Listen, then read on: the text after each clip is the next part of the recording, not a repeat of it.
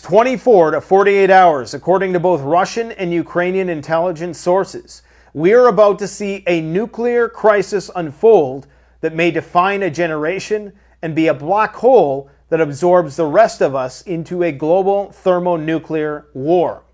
Now, I could come on here and I could be incredibly circumspect. I could be Normal C. Norman and say that nothing is ever going to happen, and I might be right.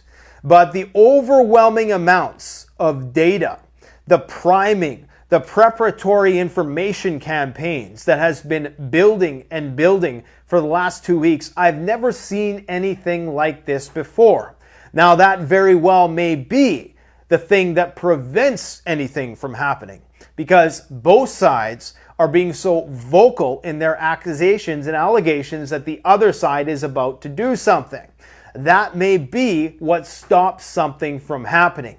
But I can say, in my limited experience in data analysis of this sort, that I've never seen this massive buildup on both sides. The Ukrainians and the Russians know something about what the other side is up to. We have a lot of data to cover today, guys, and all I will say is this. I'm going to say a hell of a lot more, which is why we have a lot of data to cover, but what I will say, this is the one thing you need to keep in mind. Whether or not anything happens now, the stage has already been set. Because all of this is in the run-up to a big summit that's about to happen at Vilnius and big battles that are about to be fought on the front lines. All that needs to happen, actually nothing needs to happen at this point, the mere threat of a nuclear incident at Europe's largest nuclear power facility is enough to potentially justify the intervention of Western nations, the direct intervention in the form of the invocation of Article 5 in NATO to get involved in this conflict. We need to take a preventative approach so that this can never happen. Now, if something does happen, it could be highly localized. It could be, the contaminated area, it might only be 100 meters. It might be a kilometer. It might be hundreds of kilometers. It doesn't matter. All they need is the headline. Ukraine alleges that Russia blew up nuclear power facility, radiation incident ongoing. All they need is nuclear in the headline. It doesn't matter the scope and scale of the incident in order for NATO to get involved. It doesn't even matter if it registers in a NATO country that there's heightened levels of radioactivity. Even if there is but one small nuclear incident, it will call attention to the issue and it will be used in conjunction with the body of evidence that supports this whole march towards we need to support Ukraine in any way possible. And in the very least, it'll be what is the tipping point for us giving Ukraine whatever it needs, be that F-16s. Then you're going to start to hear conversations about even more advanced fighter craft after that. So either way, whether something happens or it doesn't, all of this hype that has happened already is going to contribute to decisions that get made in terms of the future of this conflict. Now, again, I must emphasize that right now as we speak, the broader context is that the Ukrainians are claiming that the Russians are currently massing troops in the east and that they may be planning on doing a counter-offensive of their own. So is it possible that in an attempt to freeze the conflict, they are trying to expedite something here? They're trying to instigate something. The Russians are claiming that the Ukrainians are about to drop a dirty bomb on the facility. I'll explain the details in just a little bit in order to garner the attention of the global community and hopefully trigger Article 5 or trigger something, Article 4 even. Article 4 is the coming together and having the conversation as to what they're going to do, whether or not they're going to go to Article 5. Immediately when that happens, nuclear forces go on a heightened state of combat readiness and alert. And whether we want to admit it or not, that means our DEFCON level will correspondingly go up. And that puts us on the brink of thermonuclear war, if and when this happens. So the Ukrainians are claiming that the Russians have, there's many claims. They've put bombs on top of the reactors. There's truckloads of explosives that are being parked by the reactors. They may blow the spent fuel pools that contain the water that is used to cool the spent fuel rods. There's numerous claims. I must say that the Russians don't stand to benefit much. The only way the Russians stand to benefit is if the zone of contamination, if there is an incident, is so large that it prevents the Ukrainians from coming from that direction. Okay, because the only thing Russia would stand to benefit from blowing up a nuclear plant that they control is, if you could even make this argument, is that it would create some sort of freeze in the conflict in that region. And of course, the region is going to be dictated by the levels of radiation. So you would need a substantial sized incident in order to make it worthwhile for the Russians. And the problem is, the bigger the incident, the more, because they're downwind, the more it's going to contaminate their own forces, their own communities, which is why, according to the Ukrainians, they've evacuated many facilities. So the Russians also don't stand to gain, and of course, because the NATO might get involved. So when you really look at that, myself personally, I don't see, and maybe somebody can convince me otherwise, I doubt it. I mean, I am an NPC. I support the current thing, whatever the mainstream media tells me, I believe.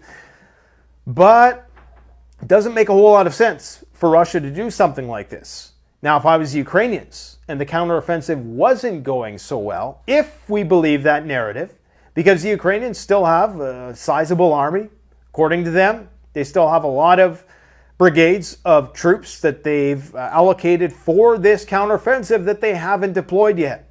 Okay, and they're just about to getting ready to do their blitzkrieg maneuver. It's going to be perfectly timed right before the Vilnius summit, and that's going to be what they need to reinvigorate our support and get more funding and weapons and all that good stuff. That's what they claim.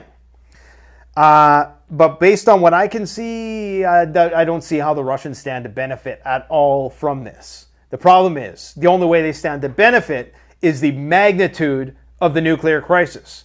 And a large nuclear crisis is not going to benefit them because they're going to end up irradiating a huge chunk of the territory that they're currently in control of. Because the wind generally blows towards Russia in that direction, at least during this season. It's fairly erratic because it's by the Black Sea, it's by the river, but by and large, the wind tends in that easterly direction. And I'm not sure if that's due to the jet stream or what, but that tends to be the case.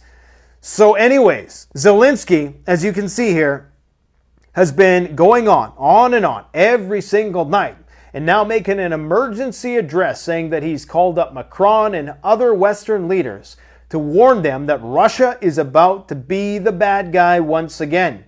And they're about to blow up the nuclear plant because it might, save them 10,000 troops from having to protect that one general direction. Anyway, I'm not sure we don't have the MO yet. We don't have the cui bono explained by the Ukrainians yet.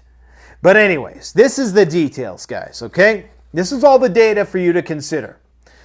We have a nuclear power plant, the Zaporizhzhia plant, which was disconnected from the power source and is now on backup power once again. I just read an article yesterday where the IAEA chief came out and said that power has been restored to the ZNPP, Zaporizhzhia Nuclear Power Plant. I'm just going to say ZNPP from now on because it's easier. It's been restored and nothing to worry about. But today, once again, it has been disconnected. So this means it's relying on backup power. So the incident can come not in an explosive sense, but it can also just come from the fact that it doesn't have enough power for whatever reason. Or there's not enough power to run the pumps to get the water because the water levels are too low. There's numerous different scenarios where this could be problematic. And I'm going to read you an in-depth explanation, at least according to the Russians, as to what might happen, okay? We have Russian mobile radiation laboratories spotted in and around the Melitopol region. And I'll show you a picture of those if I can find it here. Where are those? Right here. They're like vans. I don't know if they're for the purpose of testing or what. Ukrainian sources were reporting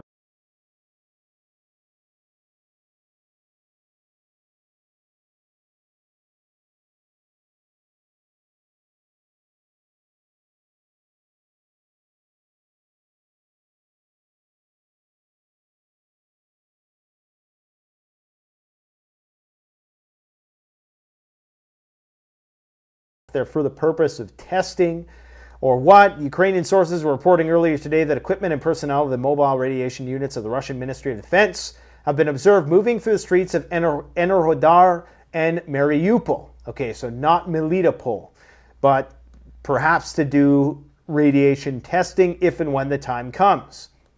Ukraine has been unveiling numerous posters like this. Recall, they've been doing extensive CBRN training. They've been evacuating certain regions. They've been running emergency drills. They've been handing out potassium iodide. They've been advising their inhabitants to stock up on 5 days worth of food, which is an absurdity to me. I'm a prepper here in North America where the radiation isn't going to get me. And I can tell you I got a hell of a lot more than 5 days worth of food. If you're in a war zone, and you only have 5 days worth of food by choice, then something's wrong with your brain. If you have the means and you are in Ukraine right now, you need to be prepping like it's World War III, because for you, it is to the best of your capability, without, of course, it coming at the expense of other people in your country.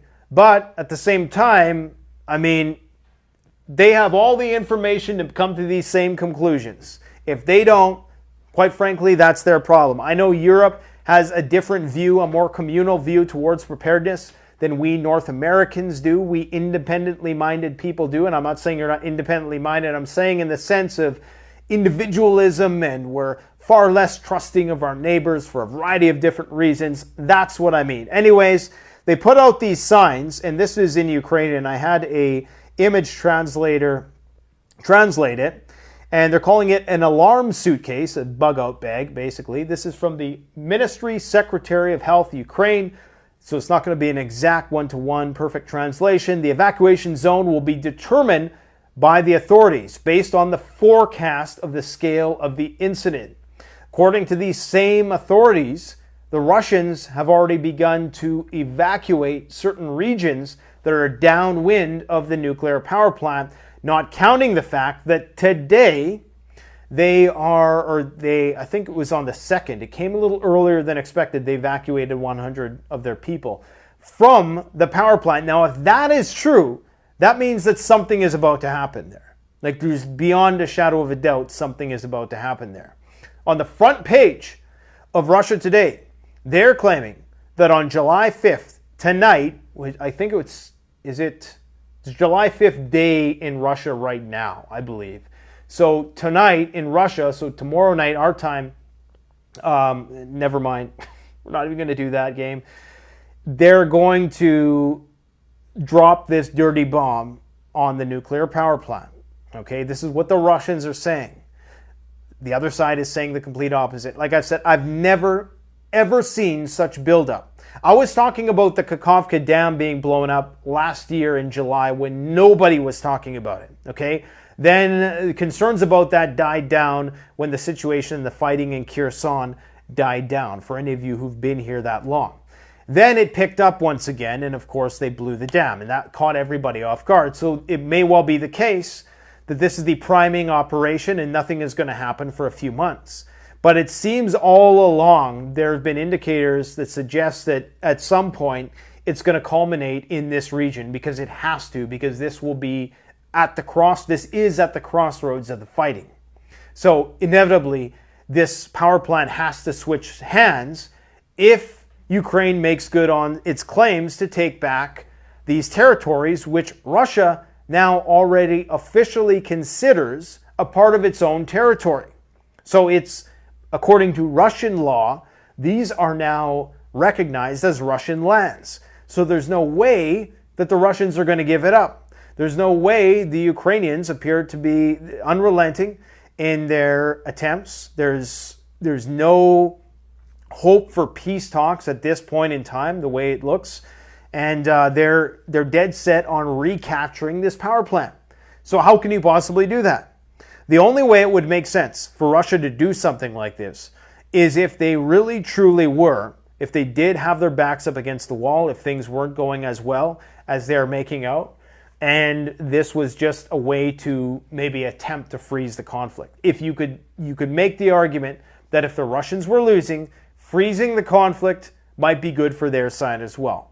I'm not saying that, but it is what it is. Anyways, they provide an overview of what you should have in your bug out bag. Again, I presume that most of the Ukrainian population are already masters at bug out bags and living in a shit hits the fan situation. There is no SHTF situation that is worse than a war zone. If I forget to mention this, of course, we had more drone strikes in Moscow today. Why would you do this right now before the summit in Vilnius? Why would you poke the bear in this way now? It just doesn't make sense. I mean, this is going to be the biggest anticlimactic nothing burger of our lives, or something big and bad is about to happen, and we're all going to be called Nostradamus when this is through. Because I can tell you guys right now that 99% of people don't even know about anything that we're talking about here. The one thing I will say is that the more views videos like this get, and I want to be wrong about these things. I seek no vindication through things actually happening. I do think, and I know this isn't a falsifiable claim. This might seem as a bit of a cop-out when I make a prediction that doesn't come true. But I will say that I do think just having this conversation, this monologue, I suppose, in this one-way medium, having this information get out there reduces the likelihood that these things happen. Because if I get a video and it gets 400,000 views and I'm saying, hey, there's going to be this nuclear incident at the power plant, this is who stands to benefit, maybe that reduces the likelihood just a little bit in combination with all the other people who start to talk about it. Maybe it just reduces the likelihood that it's going to happen.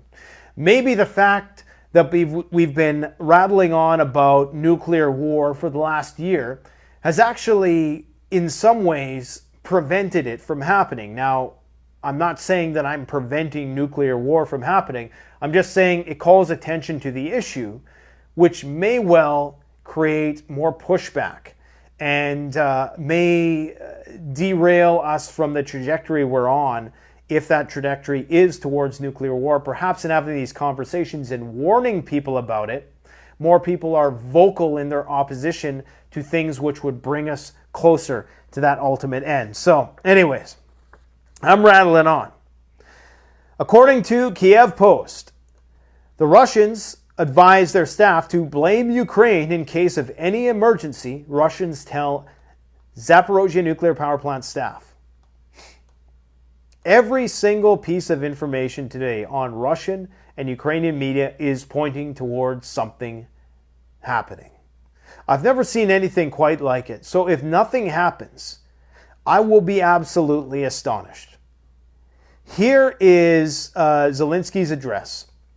Zaporozhye nuclear power station. Now the whole world must be aware that common security depends entirely on global attention to the actions of the occupiers of the station. Russia must clearly understand the world sees what scenarios terrorists are preparing for, and the world is ready to react. He's calling for the rest of us to go to war against the Russians. And I got to show you guys a clip, because this is insane. I mean, these people want World War III. And the way things are going, they're probably going to get it. It's just one crisis after the next. You know, Lynette Zhang, when we interviewed her, she's a financial analyst. We interviewed her 7 years ago. She said something very profound. And it was that while the dollar collapses, and as we approach the popping of the bubble, They need one crisis after another so that they can keep the dollar as the best shirt or cleanest shirt in the dirty laundry, so to speak, as the best option that people continually flock to as a safe haven. So we're just going to see one crisis after another. We're going to see the virus. We're going to see George Floyd. We're going to see fires. We're going to see the war. We're going to see more climate stuff. We're going to see riots in France. Now, as I'm going to talk about in just a minute, bird flu is rearing its ugly head again, and that's probably going to be the next big crisis. It may not come for a couple years, but maybe once this has dissipated a bit, if it ever does, because many are saying now that this war is only starting and it's going to go on for decades if it doesn't culminate into a thermonuclear exchange. But let's listen to what this guy has to say. What is his name again? Let me just check my notes here. I know I have it somewhere. He's a representative of the UK Parliament, I do believe. I don't have his exact name, but you guys can go and find this clip. And anyways, let me just play the clip for you. It's 13 seconds long, okay? Here we go. Oh, and of course, we don't have any volume. Our procurement processes, we're gifting equipment. We need to face Russia directly and reckon that rather. Tobias Elwood is his name. We are now at war in Europe. We need to move to a war footing. We are involved in that. We've mobilized our procurement processes. We're gifting equipment. We need to face Russia directly and reckon that rather than leaving Ukraine to do all the. We are now at. So between him, Liz Truss, Ben Wallace, UK is dead set on being struck with a Poseidon nuclear torpedo. These people done lost their minds, man. I can't understand why they're so. Well, I understand why, but why they're such a flunky of the United States. Because of course it only take one Sarmat to destroy that entire island. If you're living in the UK, man, you really need to be preparing, because I don't know what the hell they're thinking. Remember, the Royals probably have a backup plan, but they don't have one for you if it's anything like how things are run over here. Going on with Zelensky's address, radiation is a threat to everyone in the world, and a nuclear power plant must be fully protected against any radiation incidents. Different states of the world have their own intelligence and other capabilities to know exactly what is happening and who is to blame. It's almost like they're trying too hard to set it up, and I think it could backfire. Now, from our intelligence, we have information that on the roof of several power units of the Zaporozhye nuclear power plant, the Russian military placed objects similar to explosives. Recall that weeks ago we talked about how these were fortifications, these were pillboxes, these weren't actual, munitions, but they could make the argument that they are. Maybe they have some other script, but in any case, the world sees and cannot help but see that only the source of danger for the ZNPP is Russia itself and no one else. So just speaking to us like we're little children, right? Again, I can't, for the life of me, reason what benefit the Russians could possibly have in doing this nuclear power plant. Like, it makes zero sense to me whatsoever. Even this guy, Alexei, what's his face? I think that's his name. He's like a nuclear or intelligence director of Ukraine. Even he is trying to reassure the population, and this is where there's a contradiction. He's trying to say that if there is an incident at the nuclear power plant, it'll be relatively localized, almost as if to minimize fears amongst the local population. Well, if that's the case, then why would Russia do it? If the exclusion zone is going to be so small and insignificant that it's only going to stretch across a kilometer, as he's saying, why would they do it in the first place? So just a lot of doublespeak going on here, and a lot of to be brutally honest, complete and utter bullshit. Ukraine is warning to stockpile 5 days worth of food. 5 days, more like 5 months. The way things are going, 5 years. Ukraine claims that Russians have evacuated and told their employees to blame Ukraine if something happens.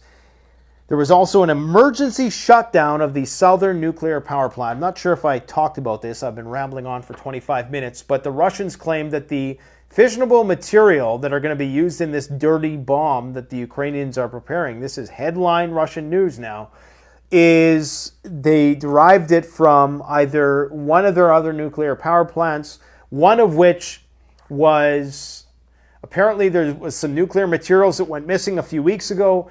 In the other instance where they may have acquired these materials, if you believe the Russian line member, NPC, could be from this nuclear power plant, the southern nuclear power plant, Ukrainian power plant, that was briefly shut down temporarily. And they say that while that happened, maybe something was taken from there.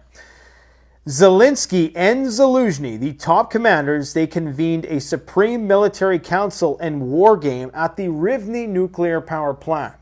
So again, this just adds to the body of priming psychological operations. I mean, it's a good place for them to conduct their meetings at the Rivne nuclear power plant. Because, of course, if Russia were to attempt to take them out, then it would be a clear violation not only of numerous Geneva Conventions, but it would obviously be globally condemned. And if they were to do that, if they were to strike the nuclear power facility, that would probably definitely bring NATO into the conflict, because that power plant, the Rivne one, is actually closer to NATO countries, okay? So it's actually a good strategy. The Ukrainians, just like the Russians, are using it as a shield. And I'm not saying it's good in the sense that, yay, you know, because it, of course, increases the likelihood that something bad could happen. But anyways, we have allegations that Russia is evacuating from nearby cities all the way up to Melitopol. Now, Medvedev, good old nuclear Medvedev, the former Russian, I was going to say prime minister, but I believe he was the president. He says that Russia should suspend diplomacy with the UK, Finland, Baltic states, and Poland, and that apocalypse, a nuclear apocalypse, is not possible, but in fact quite probable. He also says that in response to Ukraine's call to be integrated into NATO, that Russia would never let that happen, and that this is the sole reason for the war in the first place. So all this talk about Ukraine being absorbed into NATO is only going to increase the likelihood that Russia mobilizes even faster. So this is why we are likely to see some coalitional force enter Ukraine on behalf of NATO, but perhaps not a part of NATO, perhaps as peacekeepers or whatever the case.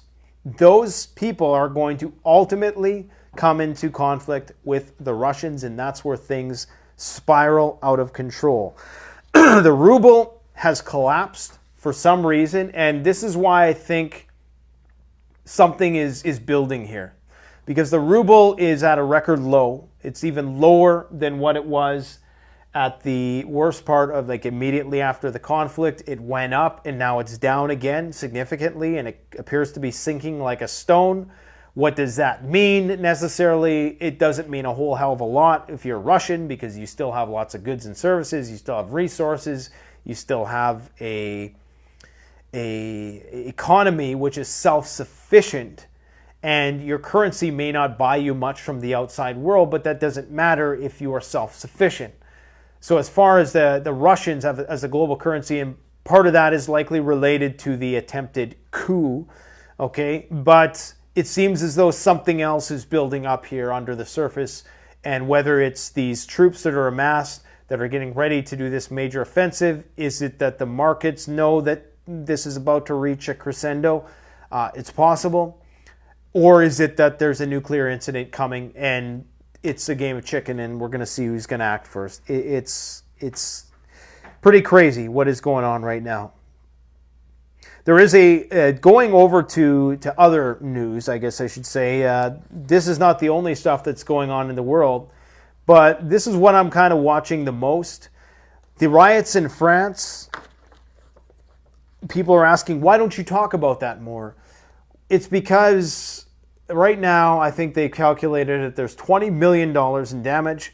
I only talk about riots if there's more than $100 million in damage. That's when we're talking, okay? That's when I'm worried. Now, could this spread? Yes, it could spread. What are the reasons for this? Well, there's a variety of different reasons. A lot of it centers around austerity. A lot of it centers around, and this is what a lot of people are not thinking about, is the fact that Europe has absorbed nearly 8 million, and this is a very conservative statistic. It's probably more like 10 to 15 million refugees, okay, have been rehomed in the surrounding countries, the majority of which have went to Russia, Poland, and Germany, to the tune of north of 1 million in each of those countries. But in all other countries, you're talking about 100,000, 500,000, and that, of course, is putting more pressure on those economies. Of course, the inflation in the post-COVID economy is putting a lot of pressure. So you're seeing a lot of these things culminate into riots in the streets, disgruntled populations, clashes with the police. The more austerity you have, the more militarized your police force becomes. And these two things play on one another, because the more militarized your policing is going to be, the less restraint the police are going to show, and then you get incidents like the one that just happened, and I don't know a lot of details about the case. I don't know who was in the wrong or who was in the right. Do I think that it was grounds for what these guys are doing in the streets? Absolutely not. But we do know there were videos of gunfire. I mean, this is pretty serious stuff that is happening in certain parts of France. It's not all of France. France is a massive country. And but they do have their fair share of Ukrainian immigrants as well. So that's that sudden influx on top of all of the other economic problems that these countries are facing could be what pushes them over the edge into civil unrest. And as I said, the more militarized the police, the more likely there's going to be more incidents that trigger these types of events in the future. So the Ukrainian diaspora plays a role in what is going on for sure. The U.S. has issued a travel warning to China, and that is a result of people being arrested there, being accused of espionage, that type of thing. There's also a Republican delegation that has arrived in Taiwan, and I do believe that there's weapons en route. So anybody who thinks that the Democrats are the only war party, I mean, it seems ridiculous on its face when you think about historically with the George Bush and Iraq and all of the wars in the Middle East being primarily driven in large part by Republicans. Not saying the Democrats didn't play a role in that. It was fairly unanimous and bipartisan for the most part. But of course, it was under those Republican leaders that those wars started, not counting the Iranian thing with Soleimani under Trump. You had the Syrians, I think it was Obama. He did Libya and Syria, and but before that was Bush. And anyways, so the Republicans want to go to war with the Chinese just as much as the Democrats do. Okay, so if this war doesn't flare up like they want here, which is looking like it inevitably will, then there's always China. People are making the comparison of this whole nuclear theater. They're making the comparison between what happened in Syria, and terrorists in Syria warned about an Assad chemical attack right before the UN summit. So is something similar playing out here with respect to these warnings, these allegations, possible false flag attacks taking place before the NATO summit in Vilnius? It's a possibility. The president of Serbia is claiming that Ukraine will attempt a large offensive in the region of the nuclear power plant, in the Energodar or Melitopol region before Vilnius. Is this why the Russians are fleeing the plant? Is this why they think that if this offensive fails, or if it's even marginally successful, The Ukrainians will use that as an excuse, use that proximity to the power plant to do whatever kind of dirty work they need to do in order to justify the intervention of NATO. That's what they claim. Bird flu is spreading in Poland. Now, there's a rare strain of bird flu that is infecting cats in Poland. Now, obviously, cats eat birds, and birds can have bird flu.